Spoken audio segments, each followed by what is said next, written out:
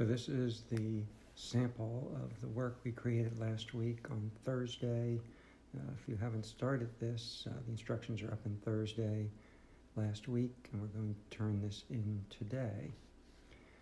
We have some platforms, some blocks that we drew here by clicking on this paintbrush in Snap and simply drawing a rectangle with the top rectangle tool and filling it in.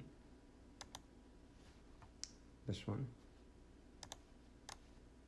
I'm going to use Paint Bucket to fill it in with the color. I already have mine. I'm not going to do that. Then once I drag in these blocks to make it move across the screen, go back, move across the screen, go back. It keeps doing that. Once I finished, I simply right-clicked on it and duplicated it. If you can't right-click, hold down the Control key and click. That is the same as a right-click. Once I duplicated it, then I simply changed the numbers. I added 50 here, changed this by 20 to get it to follow with a second block behind and above. So I'm going to do that again, duplicate. I'm going to add 50.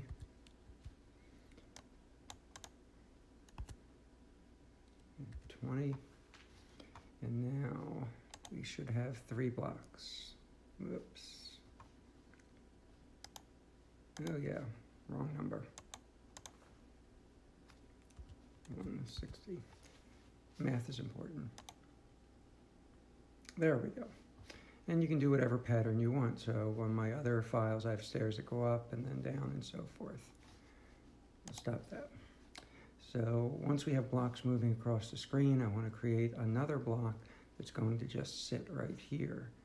So when I duplicate this one, I should have named that first one. This is now platform 3, so I want to make sure I give it an appropriate name. This one's going to be different. This is going to be platform 0, and it's not going to move. I'm going to do something else later on, but for now, you have to figure out what numbers you want to get it to sit and not move in the bottom right-hand corner. That's not these numbers, by the way. That should put it right there. Whoops, 0, 0, different place. So I want it to be down a lot.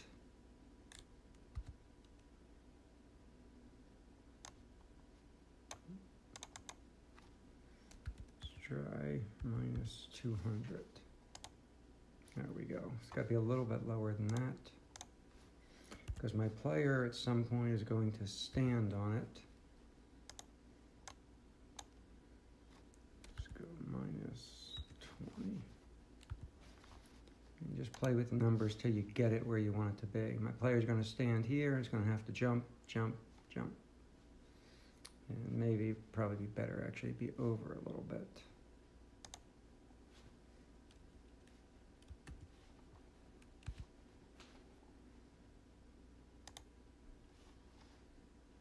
Jump on, jump on, jump on. That'll be hard to do.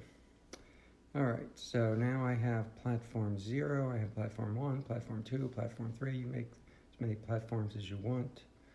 We're also going to need some variables. So I'm going to click on variables, make a variable, and I'm going to want to have a score. Shows up by default. The minimum for me is going to be have score and have levels. Levels I like to stick over there.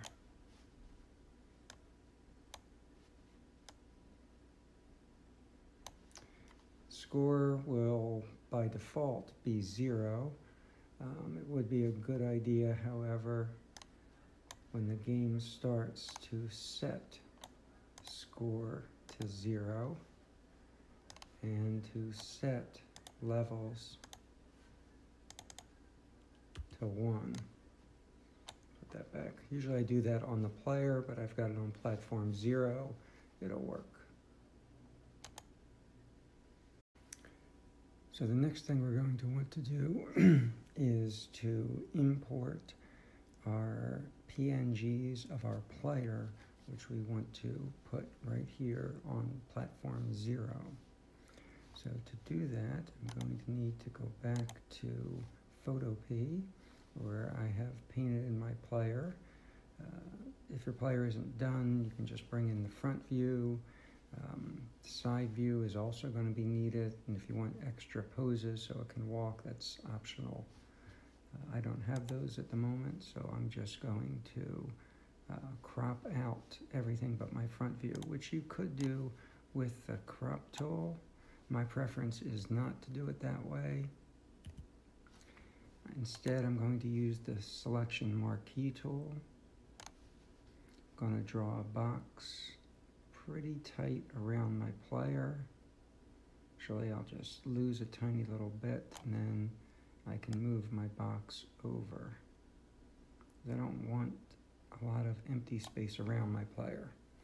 So once I have that, I should be able to go to Image, Crop, File, Export a PNG. By the way, you'll notice I turned off the background layer at the bottom by clicking on that bottom eye, so I get the checkerboard around it. Then I can go to File, Export as a PNG. Quality 100% is fine. Notice I've got a certain size here. I'm going to see again 145 by 278 on the next one. So that has been exported. Then what I want to do is go backwards to move selection. So I still have that same selection held right here, which is why I use the marquee tool and not the crop tool. Then I can take that same selection and move it over to my other character. Actually, I'm going to put the empty space mostly behind him. And then, once again, Image, Crop. Once again, File, Export as a PNG. So now I have the same numbers. I have a front view and a side view. Export it. Just in case you might want to go back to having everything up there. If you're still working on it, you want to make sure you save that PSD file before you go and crop. And then once I crop it down, I'm not saving it again. So technically I can close this and tell it okay. Here's something else I've been working on. So I've been painting an enemy to fly across. I've got a lot of different versions of this guy. Started with this one on number 2. This is number 16, so I work for 20, 30 minutes and then save it. By the way that I work, if I zoom in on this one part that I haven't completed, I'll use the eyedropper to pick up that color, use the move tool to right click and figure out what layer I've done a lot of painting in. And then I'm virtually painting pixel by pixel the outline.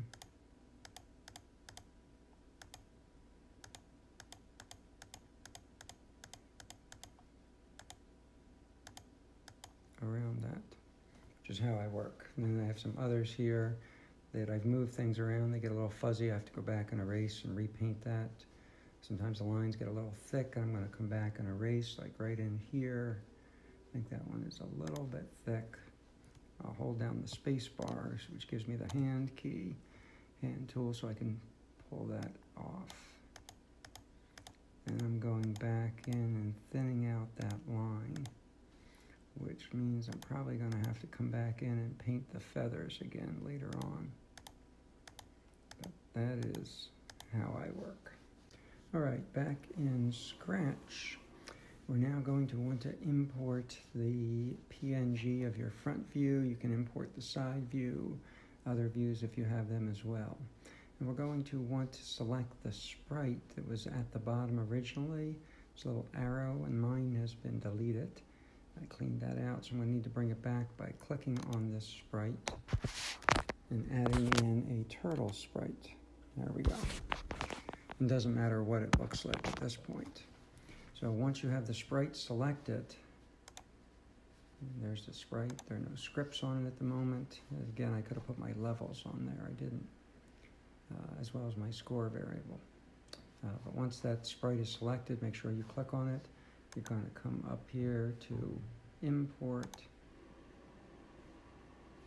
And in my downloads folder, I have the two PNGs that I exported. Actually, I've already moved those.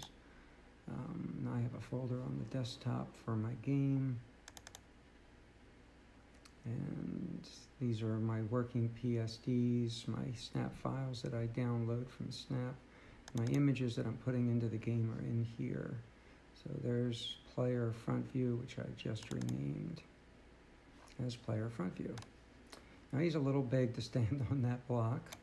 So what we're going to do is go into scripts and say when the green flag is checked, you need to be a lot smaller. You'll have to figure out what size you want. Oops, sorry, not change size. I want it set size. So I'm going to try 30%.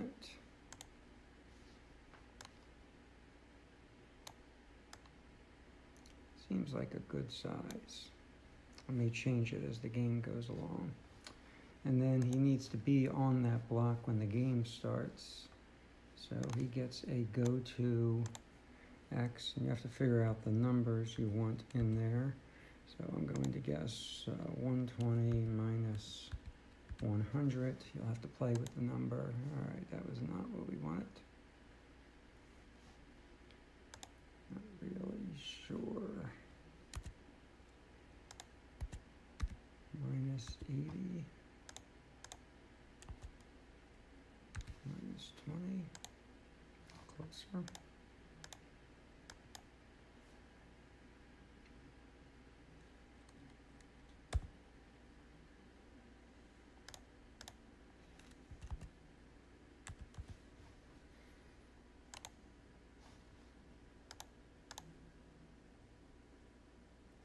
I actually want him to be just above that block and fall onto it.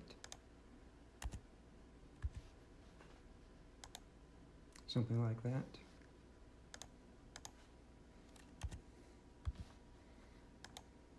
There we go. So when the game starts later on, gravity will pull him down onto that block.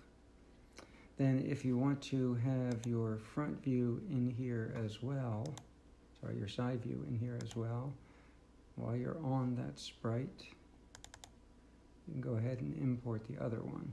This, by the way, should really be named player.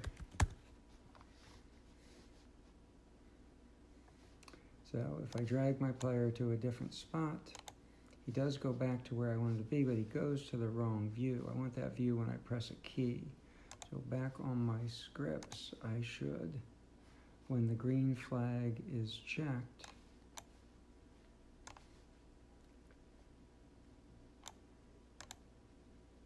make sure he's wearing his front view. He is. And then later on, I'll say that when we press a key,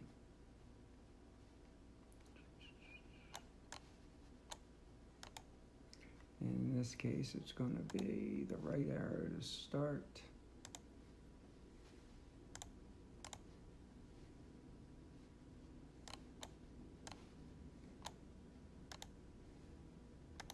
We want that.